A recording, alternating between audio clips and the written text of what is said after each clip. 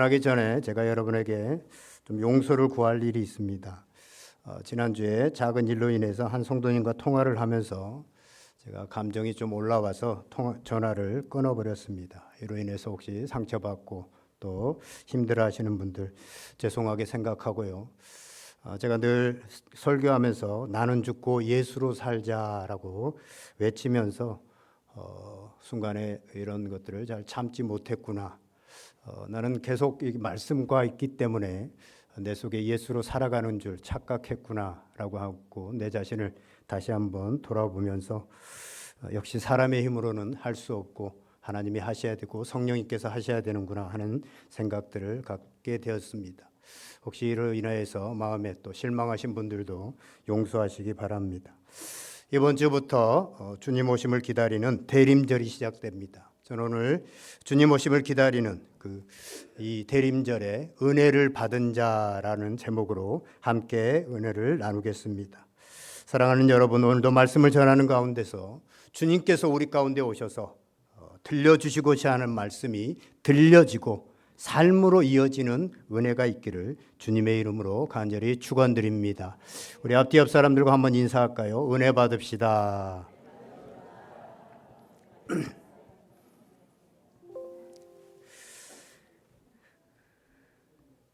오늘 본문은 이렇게 시작하고 있죠. 여섯째 달 후에 여섯째 달에 천사 가브리엘이 하나님의 보내심을 받아라는 말로 시작합니다. 이 여섯째 달이 언제입니까?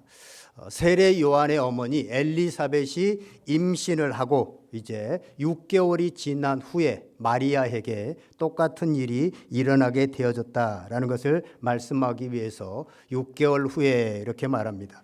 세례 요한의 어머니 엘리사벳은 결혼한 지 오래되었는데 아이가 생기지 않았습니다. 그래서 간절히 기도하고 바라고 주의 성전에서 아버지가 제사를 드리고 그러는 가운데 아이가 생겨서 너무나도 기쁘고 너무나도 감사한 일이었습니다. 그런데 예수님의 어머니 마리아의 경우는 달랐습니다. 27절을 보면 마리아는 요셉과 약혼을 했지만 아직 결혼하지 않는 처녀였습니다. 근데 28절을 보니까 약혼한 처녀 마리아에게 하나님의 보내심을 받은 천사 가브리엘이 와서 은혜를 입은 자여 평안할지어다 주께서 너와 함께 하시도다라고 말씀합니다. 마리아가 이게 무슨 말인지 무슨 은혜를 입었는지 생각하고 있는데 천사가 다시 이렇게 말합니다. 천사가 이르되 마리아여 무서워하지 말라 내가 하나님께 은혜를 입었느니라 라고 말합니다. 계속해서 은혜를 입었다라고 거듭거듭 말하면서 31절에 이렇게 말씀합니다. 우리 31절 말씀 다 같이 한번 읽어보겠습니다. 시작.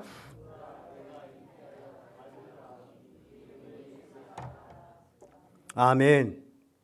은혜를 입었다. 내가 은혜를 입었다라고 하면서 이게 무슨 은혜를 입었다는 거지? 라고 생각하고 있었는데 하는 말씀이 내가 잉태하여 아들을 낳을 것이다 라고 말씀하고 있습니다. 여러분 한번 생각을 해보세요. 지금 이 상황이 은혜를 입은 거 맞습니까? 처녀가 자신도 모르게 임신을 했어요. 이게 은혜를 입은 거 맞습니까? 결혼도 하기 전에 떡하니 임신부터 했습니다. 부도덕한 여자로 오해받을 수 있는 상황입니다. 지금에야 혼인 전에 임신을 해도 너무나도 고맙게 생각하는 그런 세상이 되었습니다. 제발 임신이라도 해갖고 와라. 이런 지금 세상의 분위기입니다. 그런데 당시에는요, 처녀가 임신을 하면 돌에 맞아 죽든지 파혼을 당하든지 아니면 그 인생이 완전히 이제 꼬이게 되어지는 이런 인생의 운명이 걸린 심각한 일이었습니다. 그런데 은혜를 입은 거라고요? 그래서 마리아는 순간 이해할 수 없었습니다. 그래서 말합니다. 34절에 나는 남자를 알지 못하니 어찌 이 일이 있으리까? 남자를 알지 못했는데 남자와 전혀 잠을 자지 않았는데 어떻게 이런 일이 있습니까? 이것은 어찌 보면 당연한 질문입니다. 나에게 어떻게 이런 일이? 이런 말이잖아요.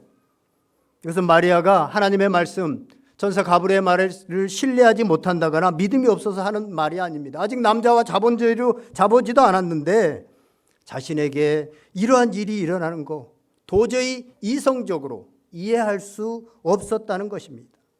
나아가 말씀대로 이루어지면 앞으로 닥칠 고난과 환난, 어려움들 이런 것들이 떠오르지 않았겠습니까? 사랑하는 여러분, 여러분들에게도 한번 묻겠습니다. 이 상황으로 들어가서 여러분들이 마리아라고 하면 천사의 말대로 지금 이 상황이 은혜를 받은 건 맞습니까? 은혜를 받은 자요 라고 계속해서 반복하고 있는데 은혜를 받은 자요 맞습니까?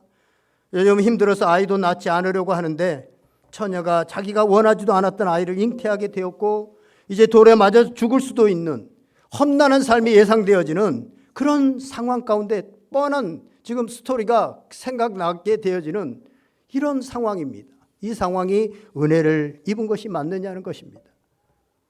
여러분이 생각하는 은혜를 입었다고 한다면 어떤 겁니까?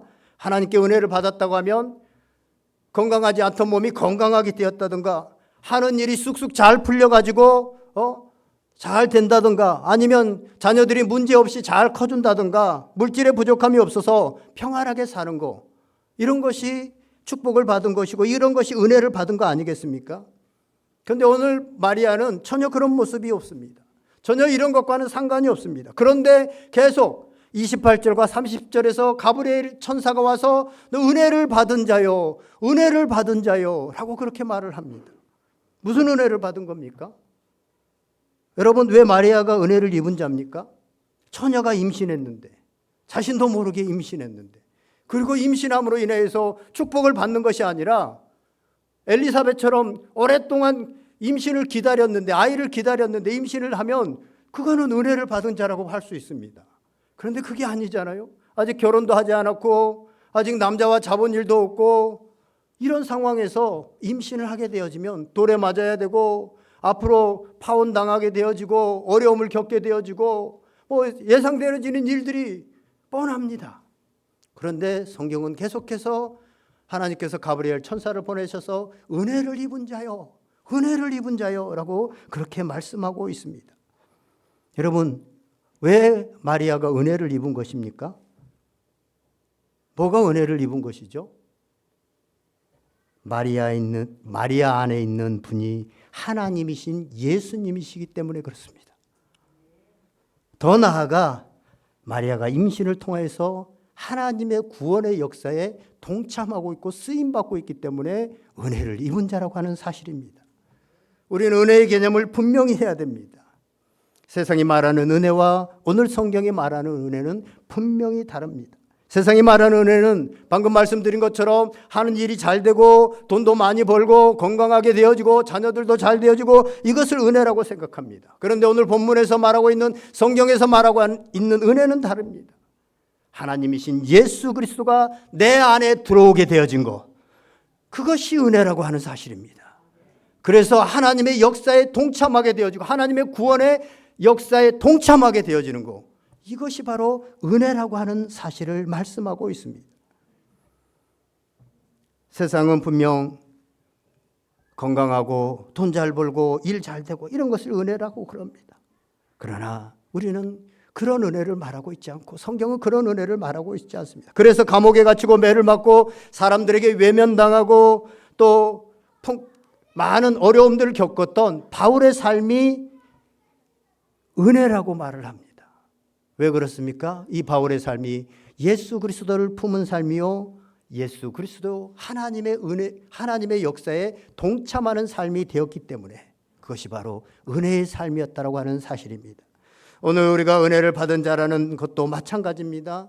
잘 먹고 잘 살게 되는 것, 그것이 은혜 받은 것이라고 한다면 세상에 믿지 않는 사람들 중에서도 이러한 사람들은 너무너무 많습니다.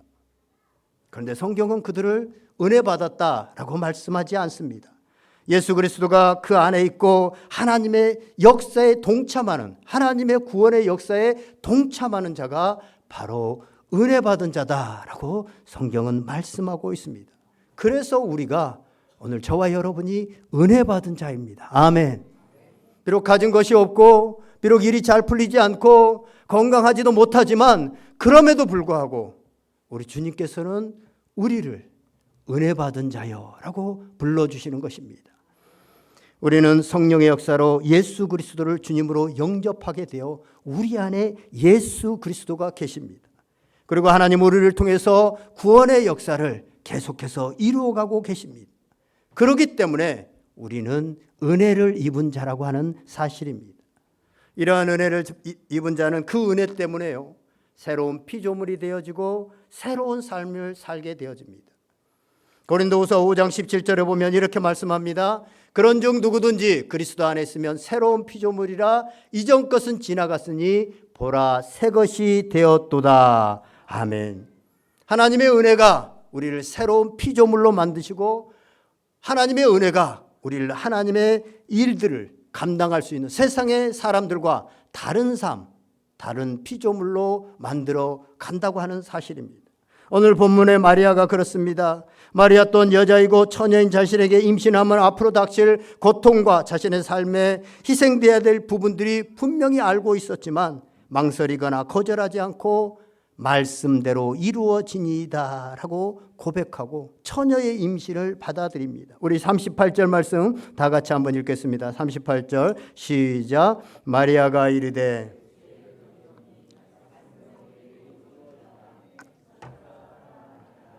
아멘. 모든 것이 예정되어지고 고난이 환난이 예상되어지지만 그럼에도 불구하고 순종할 수 있는, 그것은 은혜를 입은 자가 자이기 때문에 가능하다고 하는 사실입니다. 우리가 알고 있는 유화 중에요, 고양이 목에 방울달기라고 하는 그 동화가 있죠. 고양이 때문에 언제나 불안해서, 고양이가 너무 예쁘게 생겼는데요, 불안에 떨어했던 쥐들이 모여서 회의를 했습니다. 고양이를 없애거나 고양이의 움직임을 알면 자신들이 불안해하지 않고 마음껏 살 수 있겠는데 고양이를 죽일 수도 없고 고양이가 움직이는 걸 어떻게 알 수가 없어서 할 수가 없다. 우리가 너무 불안하다라는 생각들을 하게 되어졌습니다. 그러면서 회의를 하다가 해결 방안이 나왔는데 자신들을 괴롭히고 죽이는 이 무서운 고양이의 목에 방울을 달자는 것이었습니다. 그리고 그 소리를 듣고 그러면 미리 도망갈 수 있기 때문에 고양이 목에 방울을 달자는 거예요. 만장일치리 야 그거 좋은 생각이다, 좋은 방안이다 박수를 쳤습니다. 그런데 실행 단계에 있어서 그럼 누가 나서서 고양이 목에 방울을 달래? 라고 하니까 다 어떤 쥐도 그 방울을 달려고 하지 않았습니다. 그래서 생각은 좋았는데 아무것도 이루어지지 못하게 되어졌죠. 오늘 우리가 살고 있는 세상에도 산적해 있는 수많은 문제들이 있습니다. 문제들을 바라보면서 문제가 있다, 문제를 해결해야 된다, 누구나 쉽게 말을 합니다. 그리고 그 문제에 대한 진단도 맞고 해결책도 맞습니다. 막상 그러나 그 일을 누가 하냐라고 했을 때 모두 다 뒷걸음칩니다. 교회도 마찬가지죠. 평소에 교회가 이런 것들을 고쳐야 되고 이런 것들을 해야 된다라는 부분들을 얘기합니다. 교회 부흥을 위해서는 이렇게 해야 된다는 말이 많이 합니다. 좋은 말이고 공감이 되는 말이고 다 맞는 말입니다. 그런데 막상 실천의 단계에 가면 누가 할 것인가 할 때 나서는 사람들이 너무나도 적습니다. 모습조차 보이지 않는 분들도 많이 있습니다. 오늘 한 신앙인으로서 이 마리아의 위대함이 여기에 있는 것입니다.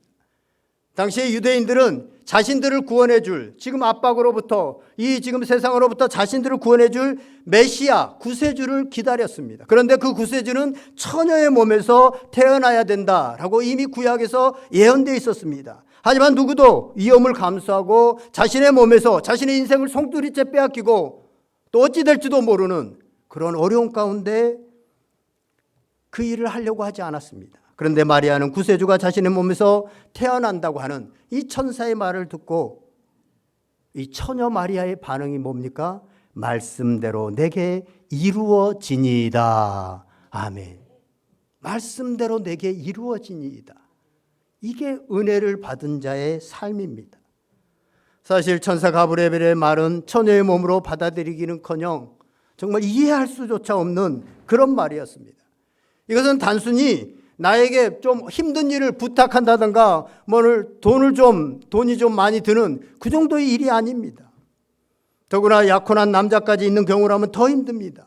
약혼자가 뭐라고 하겠습니다. 뭐라고 하겠습니까? 약혼자에게 뭐라고 설명을 해도 변명밖에 되지 않습니다. 그리고 앞으로 닥쳐올 일들을 생각하면 앞이 캄캄합니다. 그럼에도 불구하고 순종하는 모습, 이것이 은혜 받은 자의 모습이요 은혜 받은 자의 삶이라고 하는 사실입니다. 이사야 6장 8절에 보면 이런 말씀이 있습니다. 내가 또 주의 목소리를 들으니 주께서 이르시되 내가 누구를 보내며 내가 우리를 위하여 누가 우리를 위하여 갈고 하시니 그때 내가 이르되 내가 여기 있나이다 나를 보내소서 하였더니 아멘. 하나님께서 하나님의 메시지를 전하고 주의 사역을 위해서 누구를 보낼고 우리를 위해서 누가 갈고 라고 하나님 말씀하실 때 이사야 선지자는 내가 여기 있습니다. 나를 보내소서. 제가 가겠습니다. 라고 고백하는 내용입니다. 오늘 본문의 마리아는 자신이 가진 돈이나 시간이나 능력 중에서 조금을 하나님께 바치라는 것이 아닙니다. 어찌 보면 자기 자신을 바치는 일입니다. 다시 한번 말씀드립니다. 마리아가 바친 것은 자신이 가진 돈이나 시간이나 능력이 아니라 일생을 바친 겁니다. 자신의 삶, 자신의 인생 전부를 하나님께 드린 겁니다. 처녀인 마리아가 임신했는데 그것이 은혜인 이유는 마리아 안에 예수님이 계시기 때문에 그렇습니다. 그리고 하나님의 구원의 역사에 쓰임받는 인생이 되었기 때문입니다. 오늘 우리 안에도 예수님이 와 계십니다. 예수 믿는 자 안에는 예수님이 계십니다. 그래서 우리도 마리아처럼 은혜를 받은 자인 것입니다. 은혜를 받은 자라는 믿음과 확신을 가진 자는 오늘 마리아처럼 이사야처럼 순종하게 되어진다고 하는 사실을 말씀하고 있습니다. 여러분, 예수님을 영접한 사람이 천국 갑니다. 아멘. 예수님을 영접한 사람이 영생을 얻습니다. 아멘. 그런데 예수님을 영접하면 예수님이 우리 안에 들어와 계십니다. 그때부터 예수님을 품고 사는 사람입니다. 예수님이 다시 오시는 그날에 예수님은 해산되는 겁니다. 우리 안에서. 그렇죠?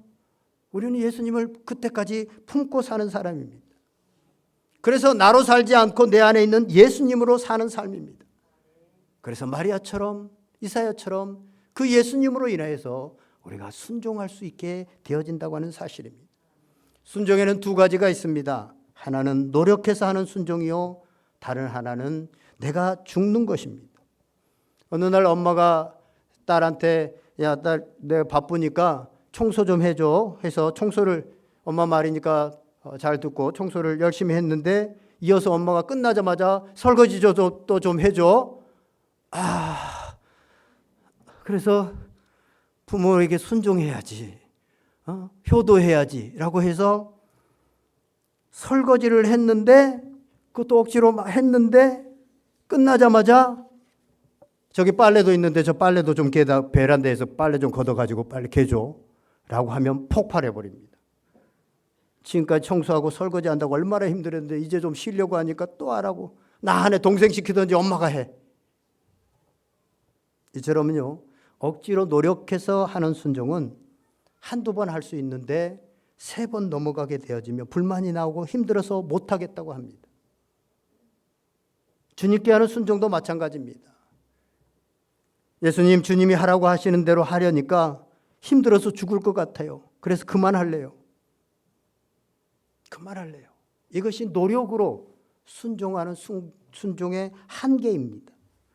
그래서 떠나버리고 못하겠다고 하고 안 해버리는 사람들이 너무나도 많습니다. 노력으로 하려니까 안 되거든요. 그런데 성경을 자세히 보면 주님은 우리에게 순종하도록 노력해라, 애써봐라 라고 하지 않습니다. 그렇게는 순종하는 삶을, 순종하는 척은 할 수 있지만 순종하는 삶을 살 수 없기 때문에 그렇습니다. 그렇다면 성경에서 말하는 온전히 순종하며 살기 위해서는 어떻게 해야 됩니까? 그 원리를 바울은 알았습니다. 그것을 갈라디아서 2장 20절에서 이렇게 고백합니다. 내가 그리스도와 함께 십자가에 못 박혔나니 그런즉 이제는 내가 사는 것이 아니요 오직 내 안에 그리스도께서 사시는 것이라. 이제 내가 육체 가운데 사는 것은 나를 사랑하사 나를 위하여 자기 몸을 버리신 하나님의 아들을 믿는 믿음 안에서 사는 것이라. 아멘. 여기서요, 오직 내 안에 그리스도께서 사신 것이라. 여기서의 핵심은 오직 내 안에 그리스도께서 사시는 것이라.